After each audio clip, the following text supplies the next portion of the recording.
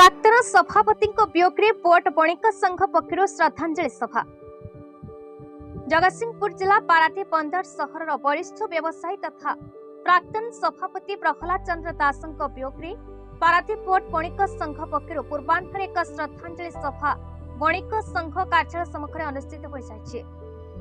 स्वर्गत प्रहलाद चंद्र दास 1943 मसीहा अक्टोबर मास 2 तारिख में जन्म ग्रहण करते 25/8/2024 तारिख स्वर्ग आरोहण कर वियोगे पारादीप पोर्ट बणिक संघ पक्षर आयोजित श्रद्धांजलि सभा सभापति श्री संतोष कुमार पट्टनायक अध्यक्षता कर गभीर श्रद्धांजलि अर्पण करने स्मृतिचारण करते। से जड़े सरल भद्र अमायिक व्यक्ति थे। वियोगे पारादीप पोर्ट बणिक संघर व्यवसायी माने गभीर दुखरे भांगी पड़ते। से बणिक संघर सभापति थिला बेले व्यवसायी मानक मध्य स्नेह श्रद्धा और भाईचारा सृष्टि करते। वियोगे परिवार को जगन्नाथ सहाय हुंतु और मां दुर्गा परिवार को आशीर्वाद बोली प्रार्थना करते। वियोगे समस्त व्यवसायी प्रति अश्लील श्रद्धांजलि जणाइबा सह अमर आत्मार सद्गति कामना करछन्ति।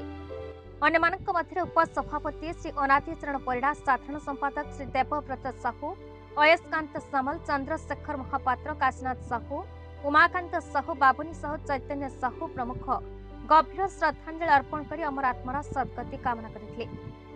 अमर आत्मार सद्गति निमंते बणिक संघ पक्षर मां दुर्गा निकट में पूजार्चना कराई धूप दीप अर्पण कर तिलतर्पण कर सरकारी डाक्तखाना चिकित्साधीन रोगी मान फल बंटन और मध्याह्न दरिद्र नारायण सभा आयोजन कर